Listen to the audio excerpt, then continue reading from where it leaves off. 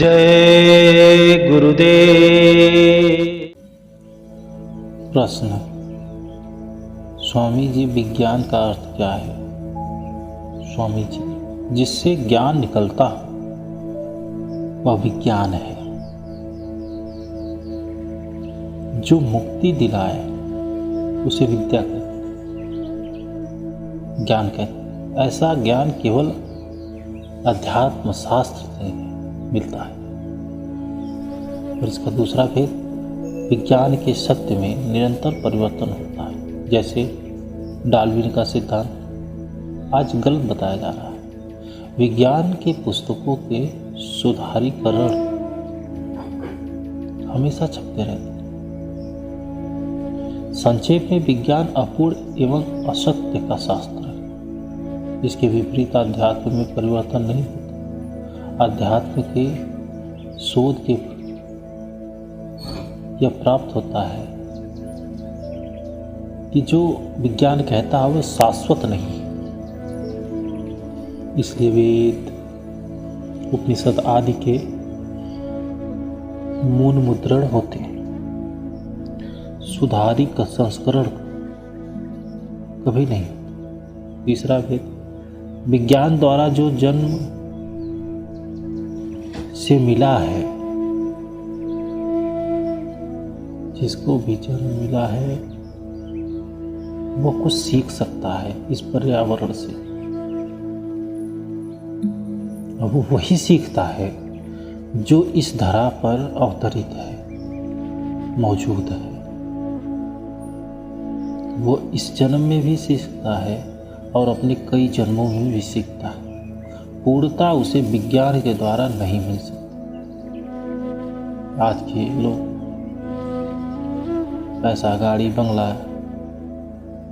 हमेशा अनेक सुखों के पीछे पड़े,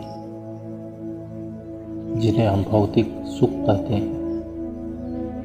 लेकिन वह उस शांति को पूरक नहीं कर पाता जिसके लिए ये सब किया गया।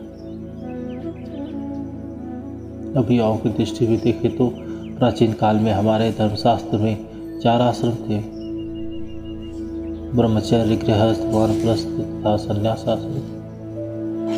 इसमें बचपन से युवावस्था तक कुलगुरु में ही हमारे धर्मशास्त्र का अध्ययन होता था। उसी से जीवन का महत्व और जीवन का उद्देश्य स्पष्ट हो जाता है। उसके उपरांत गृहस्थ आश्रम में संसार चलाना, फिर वानप्रस्थ आश्रम में संसार का त्याग करना, ये सब भाव दिखाए जाते हैं। इस कारण मनुष्य माया जाल में न फंस करके वर्तमान काल में जीता था। और आज भी आप देखे होंगे कि कोई भी प्राणी, पक्षी हो या कोई भी जीव हो, पूरा दिन कहीं विचरण कर ले, रात को अपने मूलभूत स्थान पर जरूर आता है। इसीलिए कहा गया है कि व्यक्ति कहीं भी हो, किसी भी जन्म में अवतरित हो, उसका जो मूलभूत स्थान है उसकी ओर उसकी चेष्टा, उसकी चेतना जानी चाहिए। जैसे संध्या होने पर एक अवसर मिलता है कि आप किसी भी काम को छोड़ करके अपने गंतव्य की ओर अग्रसर होने के लिए बाध्य हो जाते हैं। इसी तरह मनुष्य जन्म जब मिलता है तो 84 लाख योनियों के बाद यह ऐसा समय आता है जब आप बाध्य हैं और स्वतंत्र भी हैं उस परमात्मा से मिलाप करने के लिए, अपने घर जाने।